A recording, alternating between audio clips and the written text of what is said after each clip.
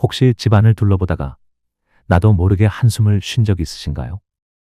서랍 속, 옷장 속, 장롱 위, 잊고 지낸 물건들이 가득 쌓여 있는데 손떼기는 망설여지고 버리려니 마음이 쓰이고, 그렇게 세월만큼 쌓인 물건 속에서 우리의 발걸음이 멈춰버릴 때가 있습니다. 오늘은 그 짐을 조금 내려놓는 이야기, 그리고 그 안에 숨어있는 마음의 이야기를 함께 걸어보려 합니다. 정리는 단순히 물건을 비우는 일이 아닙니다. 우리의 시간을, 관계를, 그리고 마음을 되돌려주는 일입니다. 지금부터 그 이야기를 시작하겠습니다. 72세 박영자 어르신. 무릎 수술을 앞두고 병실 침대에 누워 계셨습니다. 창문 너머로 보이는 나무들이 바람에 흔들리고 햇살이 하얀 커튼 사이로 부드럽게 스며들었지만 영자 어르신의 마음은 늘 집 안을 떠나지 못했습니다. 수술 끝나고 돌아가면 꼭 정리해야지. 이제는 정말 쓸모없는 것들은 비워야지. 그 다짐은 밤마다 병실의 고요한 공기 속에서 더 단단해졌습니다. 깨끗이 정리된 거실에서 차 한 잔을 들고 앉아 창밖을 바라보는 장면을 상상하곤 했습니다. 아무데나 물건이 나뒹구는 집이 아니라 내가 숨 쉬는 공간이 넉넉한 집, 그 집에서 새롭게 시작해야지. 그리고 마침내 수술이 끝나고 퇴원하던 날, 집 문을 열자 따뜻해야 할 집의 공기가 무겁게 내려앉아 있었습니다. 거실 구석에는 몇 년째 펴지도 않은 접이식 운동기구가 마치 잊힌 약속처럼 서 있었고, 책장에는 첫 장만 읽다 덮어둔 건강서적들이 줄지어 먼지를 뒤집어 쓰고 있었습니다. 이름표가 반쯤 떨어진 약통은 안에 무엇이 들었는지도 알 수 없었고, 싱크대 아래 깊숙이 처박힌 프라이팬은 코팅이 벗겨져 더는 쓸 수 없을 만큼 낡아 있었습니다. 그 모든 풍경 앞에서 어르신의 발걸음이 멈췄습니다. 이걸 다 치우면 하루가 다 가겠구나. 아니, 하루로는 모자라겠네. 머릿속에는 해야 할 일들이 한꺼번에 밀려들었고 그 순간 마음이 먼저 주저앉았습니다. 결국 가방도 풀지 않은 채 식탁 의자에 조용히 앉아버렸습니다. 한참을 그렇게 앉아 있다가 영자 어르신은 아주 낮은 목소리로 이렇게 말했습니다. 나는 물건을 쌓아둔 게 아니라 미뤄둔 마음을 쌓아둔 거였어요. 그 한마디가 참 오래 마음에 남았습니다. 미루는 습관은 단순히 물건을 쌓게 하는 게 아니라 마음의 짐을 쌓게 합니다. 언젠가 해야지라는 말은 편한 위로 같지만 사실은 마음을 지치게 하는 부채가 됩니다. 시간이 흐를수록 그 부채는 커지고 결국엔 상자를 여는 손보다 그 일을 떠올리는 마음이 더 무거워집니다. 그래서 정리란 물건을 치우는 일보다 먼저 내 마음의 체력을 회복하는 일입니다. 마음이 지쳐있으면 서랍 하나 열기도 힘들지만 마음이 단단해지면 큰 짐도 가볍게 옮길 수 있습니다. 정리는 손이 아니라 마음이 먼저 준비되어야 시작됩니다. 그리고 마음이 준비되는 순간 그동안 미뤄두었던 것들이 하나씩 제자리로 돌아가기 시작합니다. 영자 어르신 이야기를 들으니 또 한 분이 떠오릅니다. 77세 이만수 어르신. 젊을 때부터 부지런하다는 소리를 참 많이 들으셨습니다. 해가 뜨기 전 일어나 하루를 시작했고 밤 10시가 되면 스스로 불을 끄고 잠자리에 드는 생활. 가계부를 꼼꼼히 쓰고 약속 시간은 늘 10분 일찍 도착하는 사람이었죠. 그런데 이상하게도 집안은 늘 어수선했습니다. 방마다 상자, 상자, 상자. 뚜껑을 덮은 종이박스, 플라스틱 수납함, 재활용한 과일 상자까지. 안을 열어보면 낡은 전기주전자, 오래된 달력, 예전에 쓰다 남은 전선 뭉치, 영수증과 설명서들이 가득 들어 있었습니다. 언젠가 쓸 수도 있지 않겠나. 만수 어르신은 늘 이렇게 말했지만 그 언젠가는 몇 년째 오지 않았습니다. 그러던 어느 봄날 손녀가 놀러 왔습니다. 할아버지, 우리 퍼즐하자. 그 말에 기분 좋게 식탁으로 향했지만 그 위에는 개봉도 하지 않은 우편물과 고무줄로 묶인 영수증 더미가 자리 잡고 있었습니다. 손녀의 작은 손에 들린 퍼즐 상자를 내려놓을 자리가 없었죠. 순간 만수 어르신은 무심코 이렇게 말했습니다. 다음에 하자, 다음에. 하지만 손녀의 얼굴에 비친 아쉬움은 오래 남았습니다. 그날 밤 잠자리에 들기 전 만수 어르신은 가계부 옆에 작은 메모를 남겼습니다. 내가 지킨 건 추억이 아니라 버리지 못한 불안이었다. 그 문장은 본인 스스로에게 하는 고백이었습니다.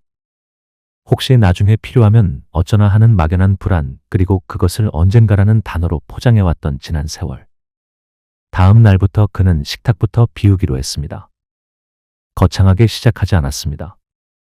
하루에 딱 15분, 알람이 울리면 우편물을 열어보고 분류하고 버리는 시간을 만들었습니다. 나중에 보자고 미뤘던 종이들이 하나둘 사라지자 식탁 위에 점점 공간이 생겼습니다.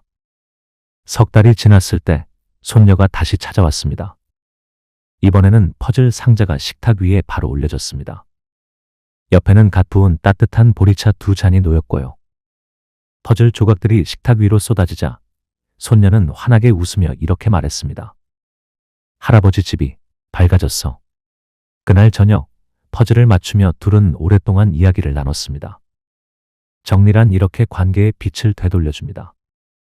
비워진 식탁은 단순한 공간이 아니라 함께 앉을 자리였고 함께 웃을 시간을 만들어주는 달이었습니다. 물건을 치운 것이 아니라 마음의 벽을 허물어낸 순간이었죠. 만수 어르신의 집에 빛이 다시 들어온 이야기를 하고 나니 이번엔 또 한 분이 떠오릅니다. 68세 최미자 여사님. 오랜만에 만난 지인들은 미자 여사님을 보면 입을 모아 이렇게 말했습니다. 여전히 멋지시네요. 하지만 정작 여사님은 옷장 앞에 서면 마음이 무겁고 복잡해졌습니다. 문을 열면 빼곡하게 들어찬 옷들. 10년 전 유행하던 자켓, 결혼식 하객용으로 몇 번 입고 손도 대지 않은 원피스, 살 좀만 더 빼면 입어야지 하며 걸어둔 바지들, 그리고 기념일마다 선물로 받은 머플러와 스카프들이 아무렇게나 포개져 있었습니다. 눈으로 보기엔 옷이 참 많았지만 막상 손이 가는 건 몇 벌뿐이었습니다. 옷장 문을 닫을 때마다 마음도 같이 닫히는 기분이 들었습니다. 언젠간 입겠지. 비싼 돈 주고 산 건데 버리긴 아깝지. 그 생각들이 옷걸이 사이사이에 박혀 있었습니다. 그러던 어느 날 여사님은 거울 앞에서 스스로에게 이렇게 말했습니다. 오늘의 나에게 맞지 않으면 내일의 나에게도 맞지 않는다. 그 한마디가 이상하게 가슴에 와 닿았습니다. 그날부터 여사님은 규칙 하나를 세웠습니다. 옷을 하나하나 입어보고 거울 속 자신에게 물어보는 겁니다. 당신은 오늘의 나에게 기쁨을 주나요? 기쁨을 주지 않는 옷은 사진을 한 장 찍어 고마웠어요라는 말을 남기고 떠나보냈습니다. 그렇게 비워진 자리에 들어온 건 명품이 아니었습니다. 대신 늘 손이 가는 편한 옷, 가벼운 외출에도 좋은 신발, 산책할 때 따뜻하게 감싸주는 카디건이 들어왔습니다. 며칠 후 딸이 집에 들렀다가 깜짝 놀랐습니다. 엄마, 옷장이 숨을 쉬는 것 같아요. 그 말에 미자 여사님은 처음으로 웃으며 옷장 문을 닫았습니다.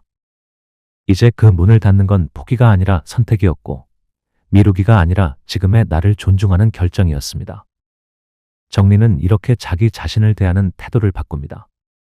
물건에 매달리던 마음이 오늘의 나에게 집중하기 시작하면 불필요한 물건에 붙잡히지 않습니다. 그리고 그 가벼워진 마음은 옷장 넘어 삶 전반으로 번져나갑니다. 영자 어르신, 만수 어르신, 그리고 미자 여사님.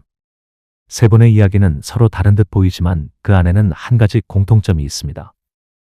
정리는 물건의 문제가 아니라 마음의 문제라는 것. 미뤄둔 마음이 무겁게 쌓이면 거실 한쪽에 운동기구가 짐이 되고 식탁 위에 영수증이 벽이 되며 옷장 속 옷들이 오늘의 나를 가로막습니다. 하지만 마음의 체력을 회복하고 작은 결심으로 한 걸음만 떼면 그 자리엔 비워진 공간과 함께 웃음과 대화, 그리고 지금의 내가 편안히 숨 쉴 수 있는 시간이 돌아옵니다.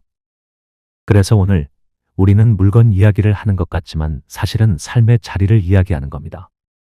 정리는 덜 가지는 일이 아니라 더 가볍고 더 따뜻하게 사는 선택입니다.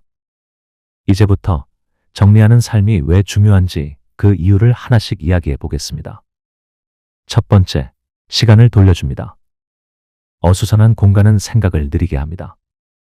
서랍을 열었는데 찾는 물건이 바로 보이지 않을 때 우리는 5분, 10분을 허비합니다. 필요한 약을 찾느라 약봉지를 죄다 꺼내놓고 결국 못 찾아 다시 약국에 갔던 날. 그날 집으로 돌아오는 발걸음이 얼마나 허탈했는지 기억하시나요? 정리된 공간은 그 시간을 돌려줍니다. 필요한 것이 제자리에 있다는 건 나의 하루가 끊기지 않고 부드럽게 이어진다는 뜻입니다. 돌아보면 하루를 채우는 건 거창한 사건이 아니라 이런 사소한 시간의 흐름입니다. 그 흐름이 매끄러울 때 하루가 훨씬 덜 지치게 됩니다. 두 번째, 돈을 지켜줍니다. 쌓아둔 물건 속엔 우리가 잊고 있던 돈이 숨어 있습니다. 유통기한이 지난 비싼 영양제, 몇 번 쓰다 묵혀버린 주방도구, 잊어버린 채 똑같이 사온 옷들. 비워보면 알게 됩니다. 내가 필요해서 산 게 아니라 혹시라는 불안 때문에 사두었던 물건들이 이렇게 많았구나 하고요. 정리는 절약이 아니라 불필요한 지출을 막는 현명한 선택입니다. 물건이 줄면 사고 싶은 것도 줄고 정말 필요한 것에만 마음을 쓰게 됩니다. 그리고 남은 돈과 에너지는 나를 위한 더 좋은 곳에 쓸 수 있게 됩니다. 세 번째, 관계를 부드럽게 합니다. 집은 관계의 그릇입니다. 손님이 와도 가족이 와도 앉을 자리가 없으면 대화가 짧아집니다. 예전에 한 어르신이 이렇게 말씀하셨습니다. 딸이 와도 자리를 만들려면 먼저 상자부터 치워야 해서 그냥 부엌에서 밥만 먹다 가요. 정리된 집은 차 한잔 하고 가라는 말이 자연스럽습니다. 누군가가 와도 허둥대지 않고 함께 앉아 웃을 수 있는 시간이 늘어납니다. 정리는 단순히 집을 꾸미는 게 아니라 사람과의 거리를 좁혀주는 다리이기도 합니다. 네 번째, 안전을 지킵니다. 나이가 들수록 한 번의 넘어짐이 큰 부상으로 이어집니다. 바닥에 놓인 상자 하나, 미끄러운 신문지 한 장이 큰 위험이 될 수 있죠. 또 오래 쌓인 물건은 불이 났을 때 불씨를 키우는 원인이 되기도 합니다. 통로를 넓히고 자주 쓰는 물건을 허리 높이에 두고 무거운 건 아래로 내려놓는 것. 이 작은 습관들이 집을 가장 안전한 공간으로 바꿔줍니다. 안전한 집은 결국 안전한 노후와 같은 말입니다. 다섯 번째, 마음을 가볍게 합니다. 물건은 기억을 붙잡습니다. 그리고 기억은 감정을 불러옵니다. 그래서 버리기 어렵죠. 하지만 기억은 물건 속에만 있는 게 아닙니다. 사진 한 장, 메모 한 줄로도 충분히 간직할 수 있습니다. 떠나보낼 땐 이렇게 인사해 보세요. 그때의 나를 지켜줘서 고마웠어요. 이제는 보내줄게요. 그 순간 마음은 고맙게 비워집니다. 그리고 그 가벼워진 마음이 다음 날의 나를 훨씬 자유롭게 만들어줍니다. 여섯 번째, 마지막 친절이 됩니다. 언젠가 우리는 모두 이 집을 떠나는 날을 맞이합니다. 그때 남겨진 가족은 대신 정리를 해야 하죠. 그 일이 고된 노동이 아니라 고마운 기억이 되도록 하는 것. 이 통장은 해지해도 좋아요. 이 앨범은 손자에게 주세요. 이렇게 한 줄 남겨주는 것만으로도 사랑하는 사람의 시간을 덜어줄 수 있습니다. 정리는 떠난 뒤에도 이어지는 가장 따뜻한 배려입니다. 그 배려는 말로는 다 못 전하는 사랑을 대신 전해줍니다. 그렇다면 정리를 어떻게 시작하면 좋을까요? 많은 분들이 바로 여기서 멈춥니다. 해야지라는 마음은 있지만 집 전체를 한 번에 치우려다 지쳐버리기 때문이죠. 그래서 오늘은 작지만 확실한 정리 습관 7가지를 드리겠습니다. 이건 누구나 오늘 바로 시작할 수 있습니다. 첫 번째, 1분의 힘을 믿으세요. 1분 안에 끝나는 일은 지금 합니다. 우편물 뜯기, 영수증 버리기, 옷 개어 넣기, 주방 수세미 교체하기. 이런 건 내일로 미루는 순간 집 한 곳곳에 언젠가라는 짐이 생깁니다. 단 1분의 선택이지만 그 작은 움직임이 하루의 흐름을 바꿉니다. 오늘 저녁 식탁에 앉기 전에 주변을 둘러보고 1분짜리 일을 하나만 해보세요. 그 1분이 내일의 나를 가볍게 만듭니다. 두 번째, 세 상자 원칙. 박스 3개를 준비하세요. 바로 쓰는 것, 나중에 결정, 떠나보낼 것. 15분만 타이머를 맞추고 눈에 보이는 것부터 하나씩 상자에 넣습니다. 타이머가 울리면 멈추고 나중에 결정 상자만 하루 뒤에 다시 판단하세요. 신기하게도 하루가 지나면 이건 없어도 되겠네 하는 마음이 훨씬 쉬워집니다. 결정은 시간과 거리가 줄여줍니다. 세 번째, 사진으로 남기기. 버리기 어려운 물건이 있나요? 그건 물건보다 그 시절에 내가 소중해서입니다. 그래서 사진을 찍어 고마운 것들이라는 앨범에 저장하세요. 사진 속에서 충분히 기억한 뒤 물건은 보내주세요. 기억은 남고 공간은 돌아옵니다. 그리고 사진첩을 열 때마다 그 시절의 나를 따뜻하게 만날 수 있습니다. 네 번째, 한 번에 한 서랍. 집 전체를 치우려고 하지 마세요.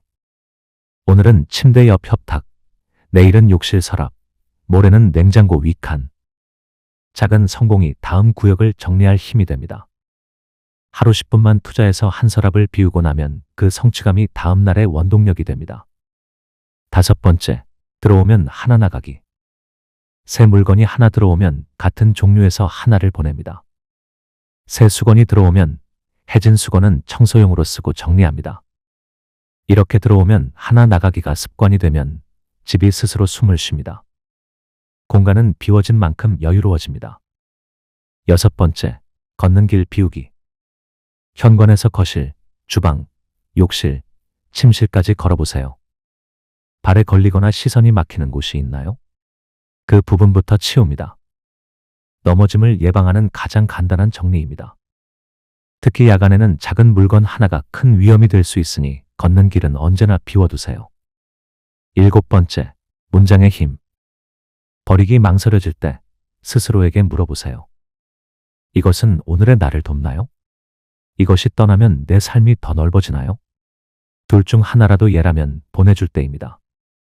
결정은 마음이 아닌 질문이 대신해 줄 때가 많습니다. 혹시 그래, 나도 시작해봐야지 하는 마음이 드셨나요? 그렇다면 제가 아주 간단한 일주일 챌린지를 드릴게요. 하루에 딱 한 곳만 정리하는 겁니다. 이건 절대 어렵지 않습니다. 작게 그러나 매일. 일주일만 해보면 집 안 공기가 달라지는 걸 느끼실 수 있을 겁니다. 첫째 날은 현관입니다. 신발은 세 켤레만 남기고 나머지는 닦아서 보관함에 넣으세요. 우산은 잘 펴지는 것 하나만 문 옆에 두면 됩니다. 현관이 넓어지면 집의 첫인상이 한결 환해집니다. 둘째 날은 냉장고 윗칸. 유통기한이 지난 소스와 양념은 과감히 보내고 남은 건 이번 주 식단에 넣어 쓰세요. 냉장고 문을 열 때마다 시원하고 깨끗한 공기가 반겨줄 겁니다. 셋째 날은 침대 옆 협탁. 약 봉투를 정리하고 꼭 먹는 약만 아래통에 담으세요. 물티슈와 안경, 스탠드만 남기면 잠자리 주변이 훨씬 차분해집니다. 넷째 날은 욕실입니다. 수건은 6장만 두세요. 두 분이 사신다면 8장이면 충분합니다. 나머지는 세탁 후 청소용으로 돌리고 빈 샴푸통과 바디워시 용기는 버리세요. 욕실이 넓어지면 하루의 시작과 끝이 가벼워집니다. 5째 날은 식탁이나 거실 테이블. 그 위엔 3가지 이내만 두세요. 티슈, 차받침, 그리고 작은 꽃병 하나. 우편물은 받는 즉시 열어보고 분류하고 필요 없는 건 바로 버립니다. 6째 날은 옷장 위쪽. 계절이 지난 옷은 박스에 담아 라벨을 붙이세요. 봄, 여름 상의, 2025년 8월 이렇게요. 다음 계절이 오면 그 라벨이 작은 선물처럼 느껴질 겁니다. 마지막 7째 날은 서류입니다. 신분, 금융, 부동산, 의료, 가족. 5개 폴더로 나누고 각 폴더 맨 앞에 대표 연락처를 한 줄 적어두세요. 혹시 모를 순간에 이 한 줄이 큰 힘이 됩니다. 이렇게 단 일주일만 해도 공간이 달라지고 마음이 달라집니다. 정리는 거창한 대청소가 아니라 매일 조금씩 쌓이는 작은 선택입니다. 그리고 그 선택이 모여 앞으로의 삶을 훨씬 가볍게 만들어줍니다.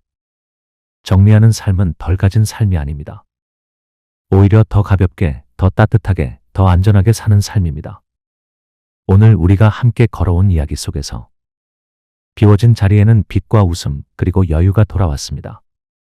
정리는 단 한 번의 대청소가 아니라 오늘의 나를 존중하는 작은 선택이 매일 쌓이는 과정입니다. 혹시 지금 마음 한켠이 불편해졌나요? 괜찮습니다. 오늘 방송이 끝나면 눈에 보이는 가장 작은 것 하나만 제자리로 돌려놓아 보세요. 그 한 번이 내일의 삶을 바꾸는 첫걸음이 될 수 있습니다. 당신의 하루가 가벼워지고 그 가벼움이 내일을 환하게 비추길 바랍니다. 여기는 노후산책이었습니다. 오늘의 당신이 내일의 당신을 편안히 맞이할 수 있기를. 천천히 그러나 확실하게. 고맙습니다.